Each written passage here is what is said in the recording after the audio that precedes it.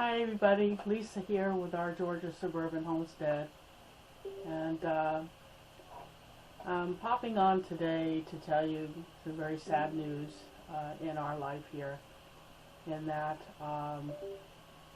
last night when I got home from work and looked in on my rescue opossum, she had died. This wasn't totally unexpected. She had not eaten real well in the last couple of days, and she had a birthday coming up next week, and she would have been 4 years old. Now, those of you who know possums are probably saying, "Wow, 4 years old!" You know, it was quite a feat. Most possums' average lifespan expectancy is just 2 years, especially in the wild. But here in captivity, if they're cared for correctly, they can last 3, 4, 5. I've had them live to 6 years old. This is kind of a bittersweet occurrence because Tiny Possum, as I called her, came to me in the pouch of her mother, who was severely damaged 4 years ago. Possums suffer so much at the hands of humans.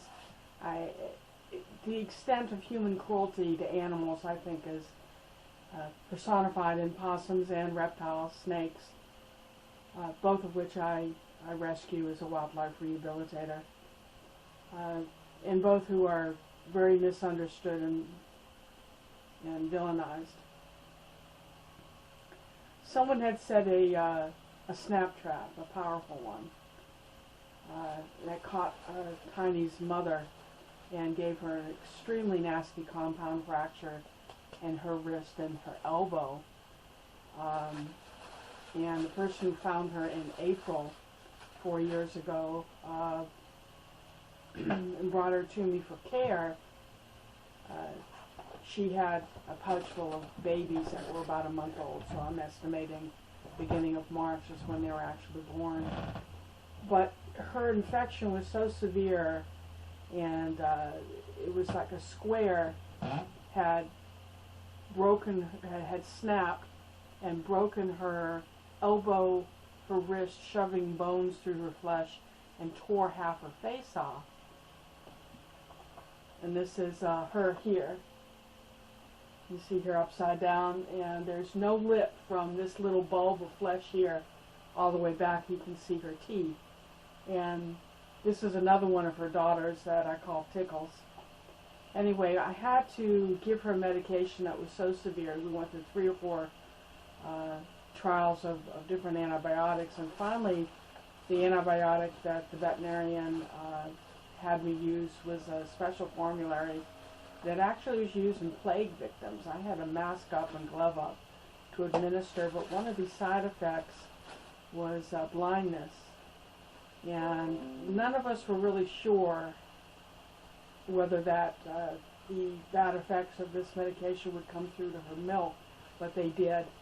And of the 9 babies that she had, 2 were unreleasable. One was Tickles, this one here, who died, I guess, 4 months ago of cancer.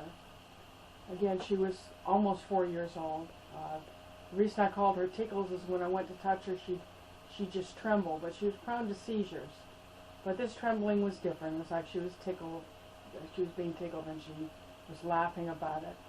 But little Tiny was so badly impacted, she was, I guess, the runt you would call her, that she stayed in the pouch a month longer than anyone else. When she finally came out of the pouch, she couldn't move, she couldn't walk. She had what we call metabolic bone disorder. A great deal of pain involved in that when your bones are malformed, and I didn't expect her to live. And at a point where all her siblings were the size of 4-month-old kittens, Tiny was still tiny. Okay. Well, I don't believe in killing anything unless it's absolutely suffering, I mean beyond repair. So I took her on with some friends who were also rehabbers, and who suggested this or that with her. And she outlasted everyone. April, which is the mom's name, she lived about a year and a half. So we put her about 2.5 years old before she succumbed. And of course, her daughter Tickles. Everyone else was released into the wild, and occasionally they would come back to the front porch, but none of them are surviving, I'm sure, in the wild right now. But Tickles bonded with her mother, and her mother had lost her eyesight, and so I decided to keep them together. And Tickles was really the eyes for her mom. And here you see them in a plush cat sleeping bag, which they absolutely adored. Tiny, on the other hand, was not very social with anyone, and Tickles would try to kill Tiny if I put them together. But Tiny liked her sleeping bag too, and that's when I found her when I came home last night. She was curled up in her favorite sleeping position in her cat sleeping bag, and she had gone. So please join me as I'll walk you through some of my memories of the possums that I have known, and I'll give you a little bit of their stories. This is the first time in 23 years I have not had a possum in the house to care for. And I need to thank Andrea Smith, who first trained me in possum care. I thank the veterinarians that I worked for as a teenager for teaching me emergency animal care skills. I worked from the time I was 16 till I was 22 as a vet tech. I'd like to thank the Humane Society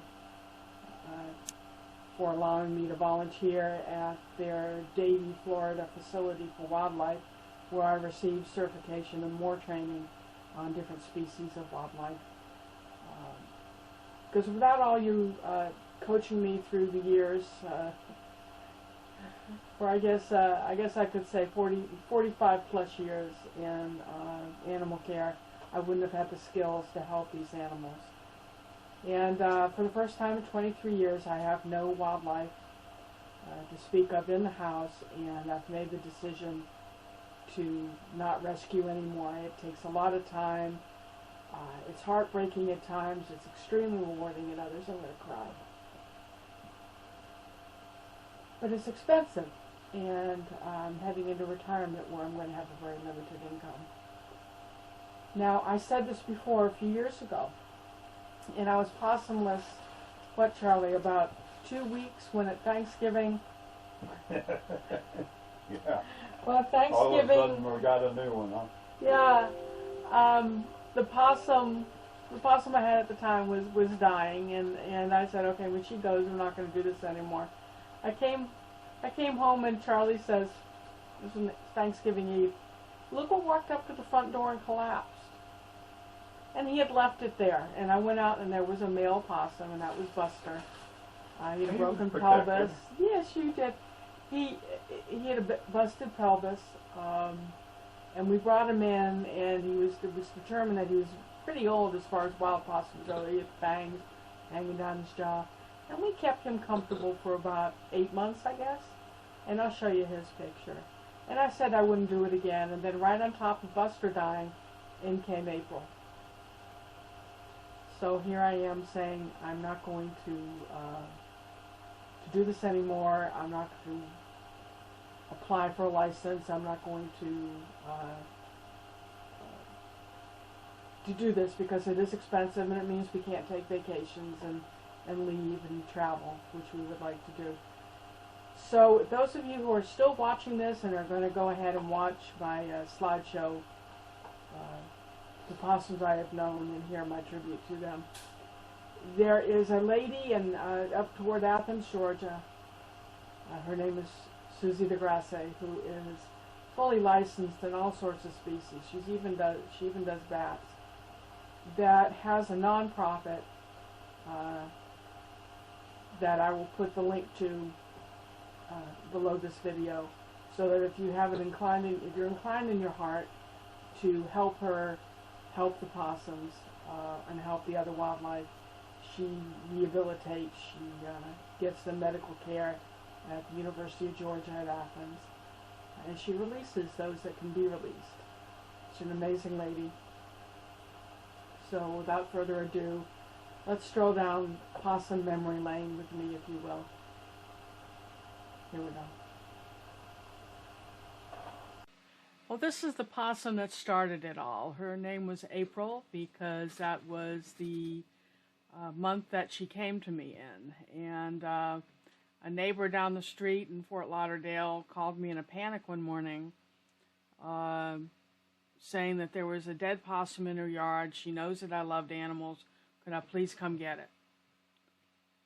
And so I went to get it, and I looked at it, and it was about the size of the palm of my hand, and all curled up and cold and covered in blood, clotted blood. And I really thought she was dead. So this one was freaking out. So I picked her up, picked the possum up, put it in my bra, and walked back home. Called a possum rescue or wildlife rescue unit in Davie, Florida, and they walked me through saving her. And her name was April. She was with me a couple of years. She was paralyzed, where an animal, I think a cat, probably bit through her spine right above her hips and then bit through her ears.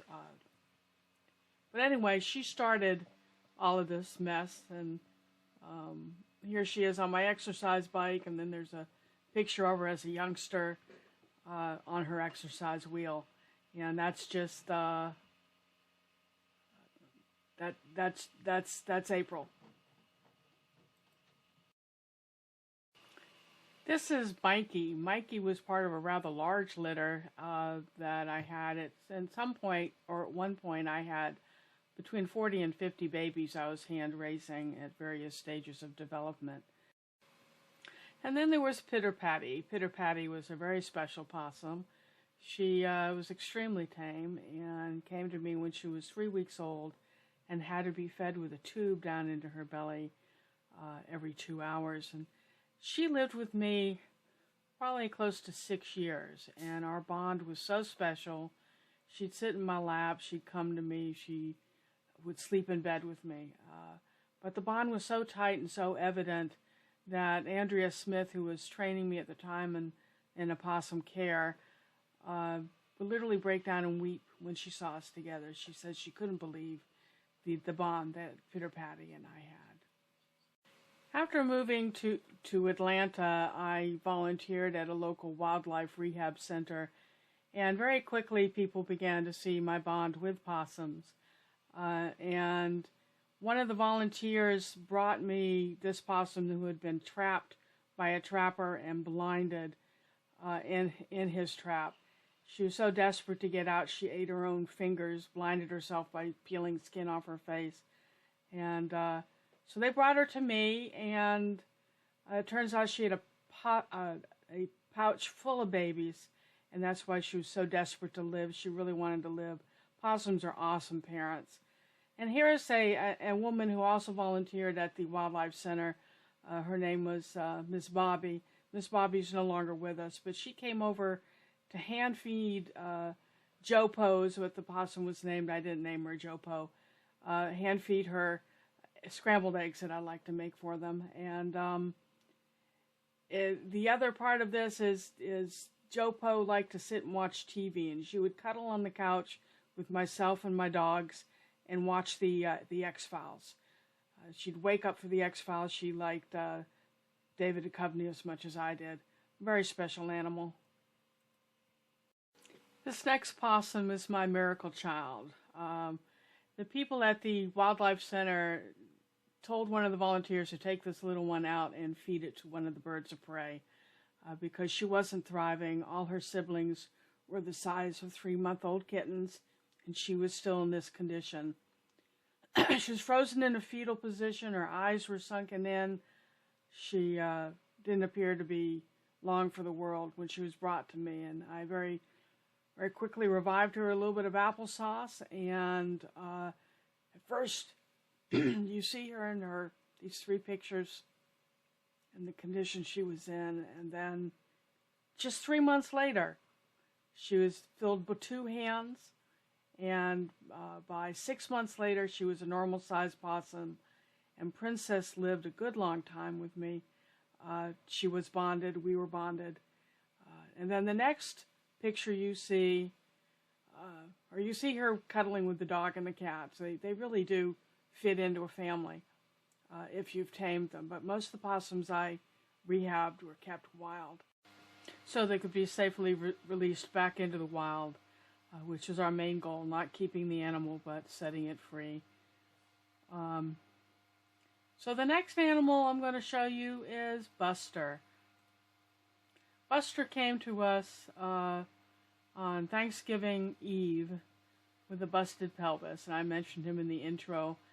And he was my first male possum for some reason, and I was very delighted and surprised to find that possums have blue testicles, and that's what I'm showing you here. I know it's kind of disgusting, but showing you the balls like that, but I just think it was fascinating. Buster is eating his scrambled eggs here that had all his supplements and everything in it. It was, we call them possum eggs, and they love them, and I'd eat them too, even with the boosted calcium and the other supplements were in there. They were really, really good. Our next baby is April. April's the one that had half her face torn off by a trapper. And here you see her with her babies after I'd had her about 2 months. And here you see where her daughter Tickles bit my foot. She thought my feet smelled like dead rats or something, and went ahead and tasted me, and I carry the mark to this day. Here's Tickles after April's death. She outlived her mother by 3 years. She had her own little, that's the bed she shared with her mom, and then her sister had her own bed. So if you rehab possums, get some of these beds. They really like them. But there the girls are again saying good night. Okay, so hopefully you're still with me. Hopefully you like what you're hearing, and you hit that subscribe button. Give me a thumbs up, make a comment.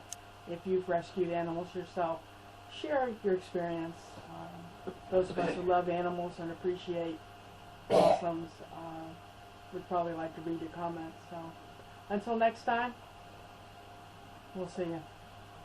Thanks.